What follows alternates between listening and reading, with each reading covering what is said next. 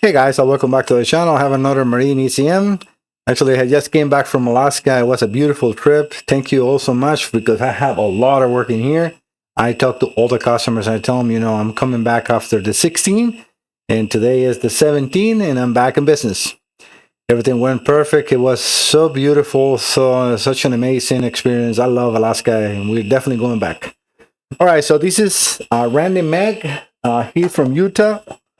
He's concerned, and I'm going to show you shortly his recordings, which is great. He has Diacom Rinda, which is the same software that I use here. And I have recommended to multiple customers, please go ahead and get it. It's just your best help and my best way to help you. And I'm going to show you why I am saying this, because this is the perfect example. With Diacom, you can record, you can connect it as a laptop-based or Windows-based software that you can connect the cable over to the boat Diagnostics and record as much as you want, up to 1 hour per recording. In that, you can record a good value of winter, summer, whatever you're using your boat, from cold to completely warm. Take those values and then use it when you have problems, and then you can compare and see if the problem is in the boat, computer, or where it is. Then I can help you. But Randy sent me his computer because his injectors are cutting out at 3500 RPMs, and we'll see the recordings. We'll see that he sent me. I have his computer running probably already for. Let me just actually get there, because I was actually playing the recording, but I can go back to that at any time. I have to close the software of Diacom and reopen it to get connected to that. So let me actually put the picoscope. Well, let me go in order. Here is the computer completely out of focus. Come on. I'm not sure why it's not picking up anything. Oh, I know what it is. It's probably under. Let me just stop the video 1 second, guys. I was able to fix the out of focus. All right, so this is so he can see this computer has been here for a little over 10 days since it got here pretty much the day I was leaving. This is a MEFI 412569494, and it's an 8.1 liter Volvo Penta. You can see that on the sticker right here. This is very common on the Volvo Penta computers. All right, so let me get the Diacom in the screen. Yep, you can see it. And let me connect to the computer. I'm going to actually put another Diacom pad. Like that, when I'm doing the connection, you will be able probably to see that too. I'm going to attempt the connection. Yeah, that is coming on. So we select MEFI 1 to 4. We click in OK, and even though it's not connected because I was looking at the recordings, it still will show how long this computer has been running. So the engine run time right now on this one is 32.83 minutes. I can select the zoom glass so you guys can see that. You see 32.93 minutes. And it's been running with no issues. I have actually set up the temperature on around 180. And the temperature on the air intake, I haven't moved it, but that is not a problem. And I'm giving 12.8 inches of mercury. The injection, based on that manifold air pressure, is at 3.3 milliseconds, and it has not had one glitch whatsoever. I've been running it at exactly 3500, a little over 3500 RPM for the entire time. The computer is now fully warm, and I can feel it, to the touch. So it's not definitely an issue with the computer. So gladly, before I go over to the recordings, let me show you over the injection. Those are bank 1 and bank B on the injectors. It's 2 bank of injectors. This computer has 8 coil drivers and 2 injector drivers. The fault codes that I have right now are because I only have one of the one of the coil drivers in there, and I know it's a little bright in here, but if I remove that, you can see how this one is kind of like one, and in my eye I can see it more, but probably the video is going to be like going in and out. It's because that is one of the 8 coils, and you can see the green lights are more steadily, even though you can see the pulse width on those signals on the bottom, and the blue and the red. Those are the injectors. But yeah, the faults that I have is system, EST system open, and H, G, F, E, D, C, and B are open because they're not connected. And I can connect each if I want to, but that's not his problem. His problem is because he's losing injection. And I'm going to take you over to the display. So let me remove this in here. And I'm going to, let me just get over to his folder. Give me 1 second, guys. Yeah, you're at least seeing something. Because he sent me, he did his homework really, really well. And I'm glad that he did, because it has helped me help him. This computer is actually good, Randy. The computer is nothing wrong with it. But I'm going to walk through my process of diagnostics so we can see where the problem is. All right, I'm going to move you over to the folder. I save, this is today, the values of injectors at idle and everything, so we can see, and he can see that everything was there. You can see I take this 2 p.m. and that was like 34 minutes ago, and it was only like less than 2 minutes of running with the computer with 478.4 hours. But yeah, this is for him to, he can see this is the same calibration, 1FF7 and 478.4 hours. So that's the latest hours on his computer. He did send me a couple of things. Injector with let me see, 4,000 when engine is cold.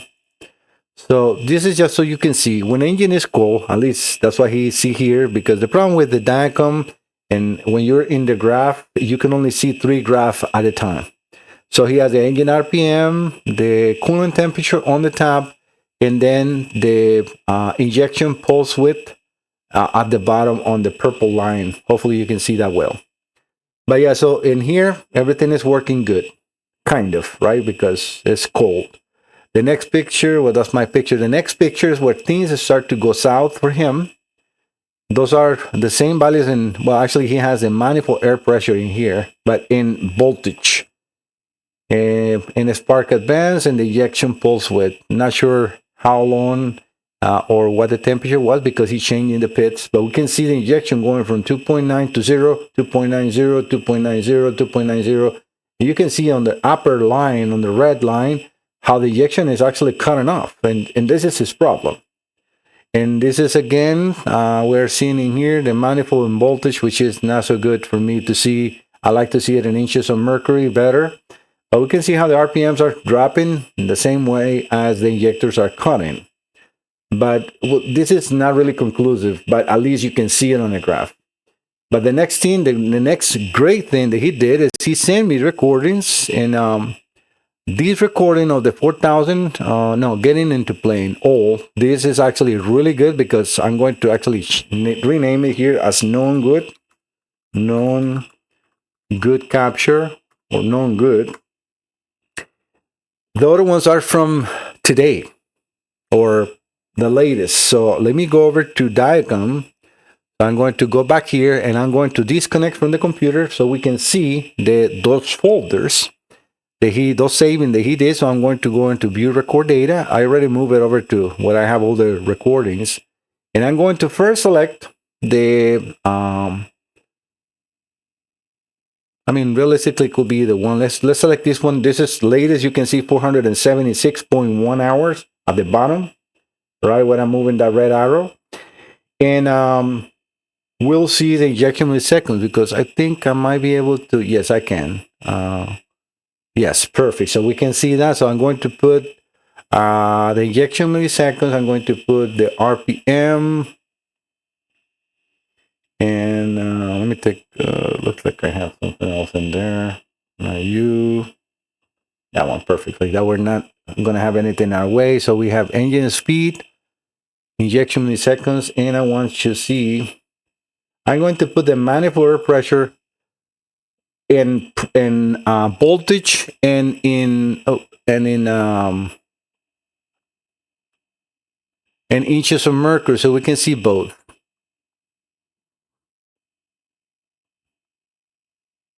So I'm going to put those two together, and these two like that, you can see. So I'm going to play the recording, and this is the nice thing about, again, Diacom. This is the latest. This is a latest, recording that he did. I'm playing right now. I'm just going to go over to where he's around the 3,500 RPM, which is where the sweet spot for him to start happening. And you can see right there where it goes over to 0. Let me just stop and come on. It happened right there. I was able to catch it. So you see 3,300 RPMs, 0 injection milliseconds. But I want you to see this one thing. This boat is on 3,300 RPMs and it's only reading 8.5 inches of mercury. That is no good. So Randy, you either have a mechanical problem or you have a problem with the manifold air pressure sensor. Look at the values. 1 volt, 8.5 inches of mercury. This is wrong. This should be around 22 inches of mercury at that RPM. No doubt about it. And I'm going to prove it to you. Because let's go back to idle. And the reason it's not cutting that much in idle is because it's reading some way close. In idle, this should be reading around 12.6, 12.8 as I normally use. And it's an 11.6. So yes, it's going to keep the injection milliseconds in 2.2. And it's not really related to temperature unless it's something related to temperature in the sensor, but not in the actual computer. Because I have, like I said, a higher temperature than that now. And I can actually I can put the temperature here so we can see that here. And we'll see that the computer is already warmed up in there, or the engine is already warm. So it's not about temperature, it's more about injection. Yes, in higher RPMs, when you have not enough manifold air pressure, the computer is going to try to keep up. This engine has to be running really bad the way it is right now with those readings. Because look at that, as soon as we can, and it's already happening. You see right there, 0. But again, look at the manifold air pressure, voltage and pressure. 7.1 inches of mercury, vacuum, right? And 0.75 volts. So that is definitely not good. So let me go, and I'm going to close all this. And I'm going to open the one I mark as known good, which I know now which one is. So let me just open that one.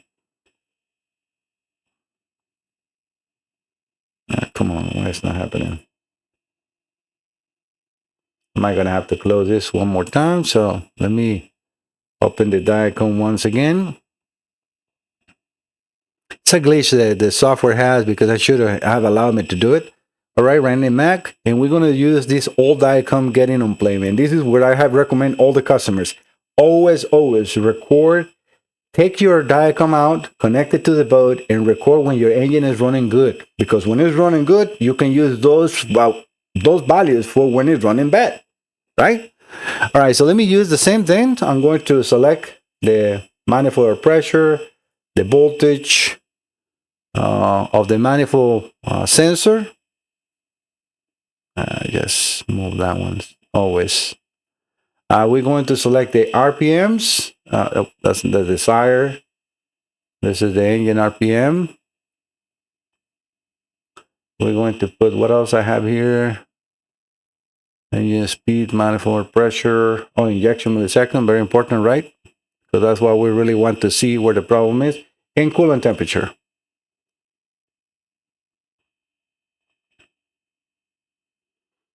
So this is probably just a starter from from after being off or whatever, because the temperature is very warm and the air temperature is in 107, which we can put as well here. I didn't add it on the other one, but we can see that the air temperature and everything is very warm.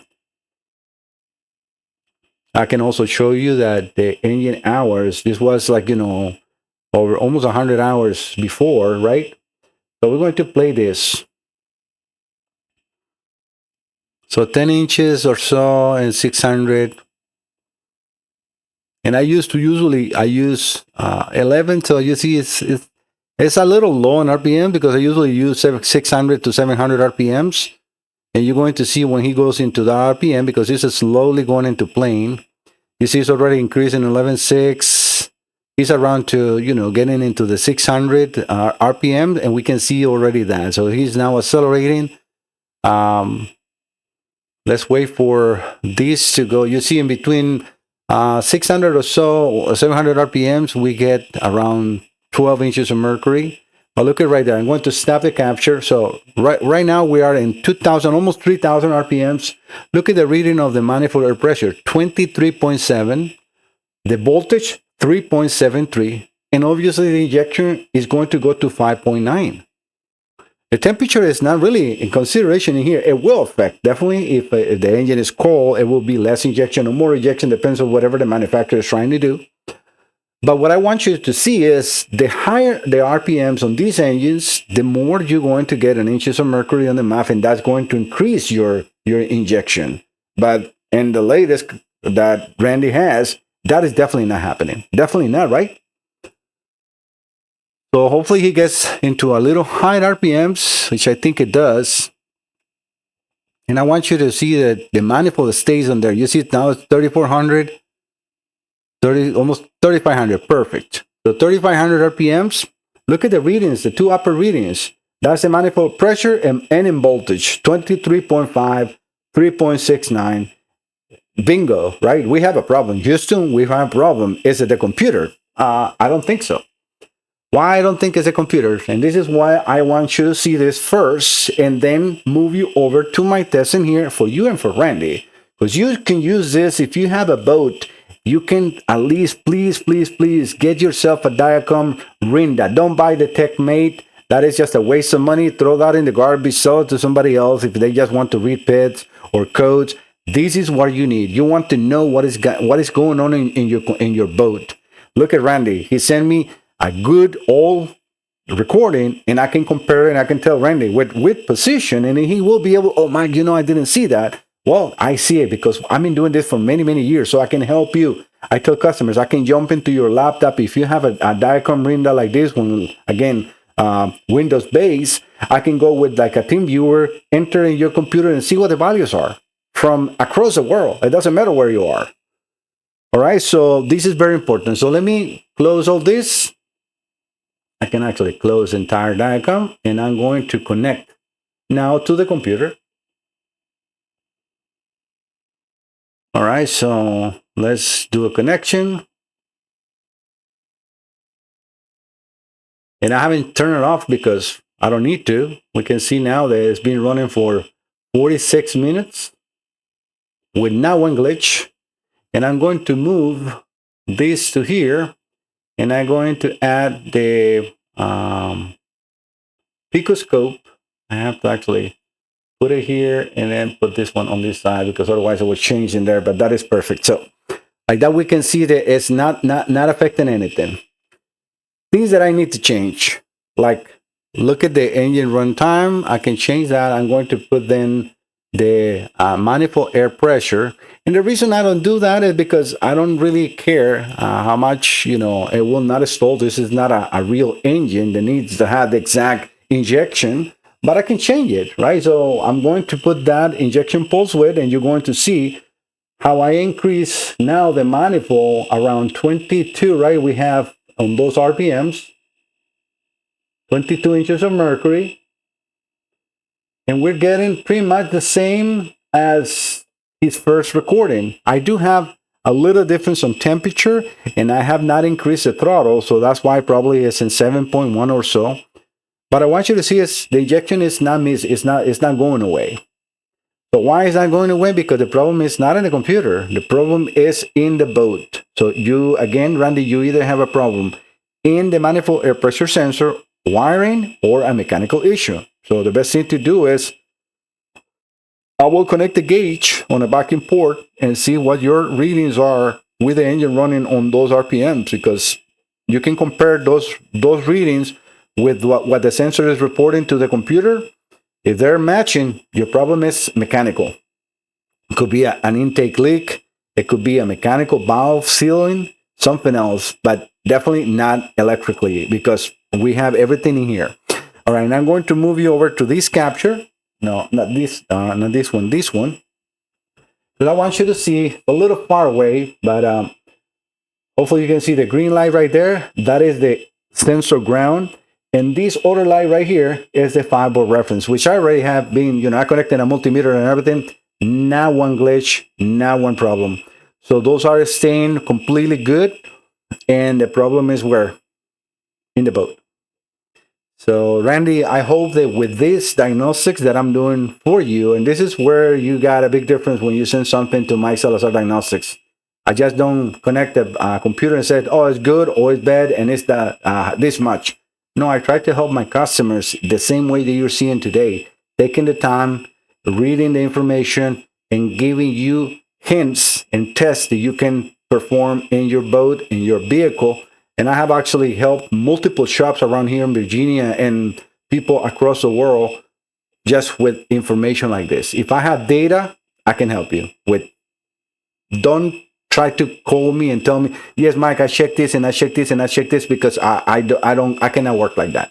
I need this. I need data that I can grab, that I can move, that I can play with, captures, pictures that I can see, okay, this is a 2000 RPM, this is a 3000 RPM, this is a 500 RPM.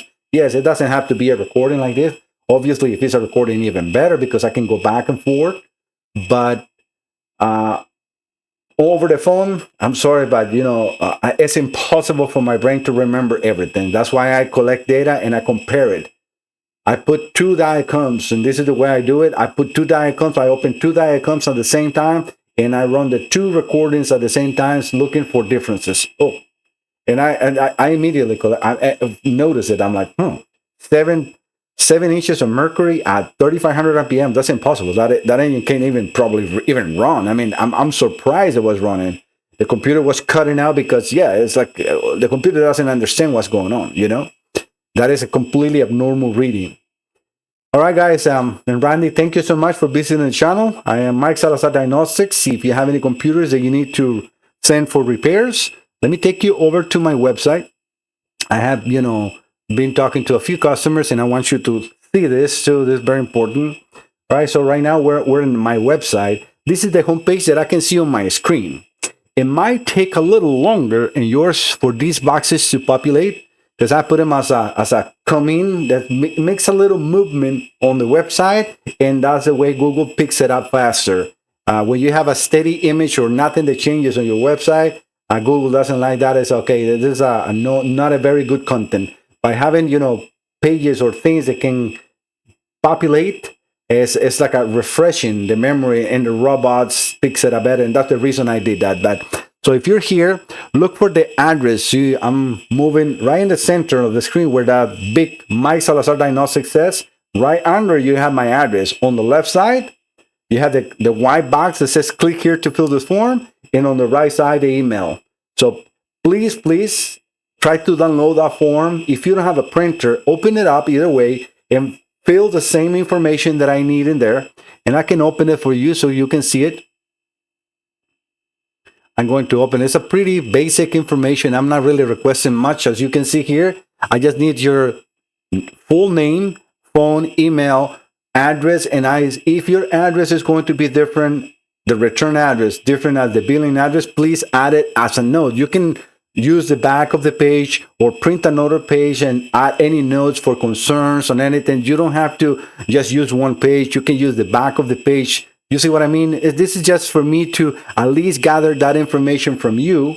If it's only 3 lines in there, you can keep writing. Write on the back. It's not a problem. Like I'm going to show you in Randy.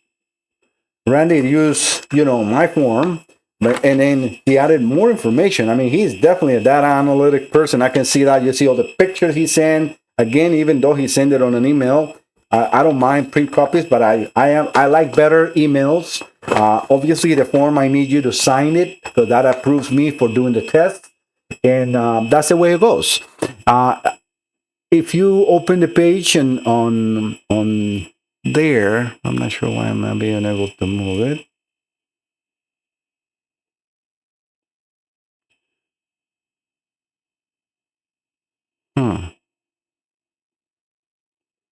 I'm going to have to change this one, because this one doesn't have the... Yeah, I'm going to have to change this document. Let me open the one I have latest. I thought I have added already there, and I didn't. So let me just make sure I'm not being sending the latest, the old paper. Yeah, this is Let me move you over here 1 second. So this is the other side. I'm going to change the one on the website immediately because I have done some changes in here as far as the warranty and shipping and all the stuff. So it's less confusing for the customers. So I'm going to have to add this, make sure it's there. But yeah, it is pretty easy to send any modules to me. Again, guys, thank you so much if you're here. If you have any problems with your computers, send it to Mike Salazar Diagnostics. You will be in the best hands. I'll see you next time. Bye-bye.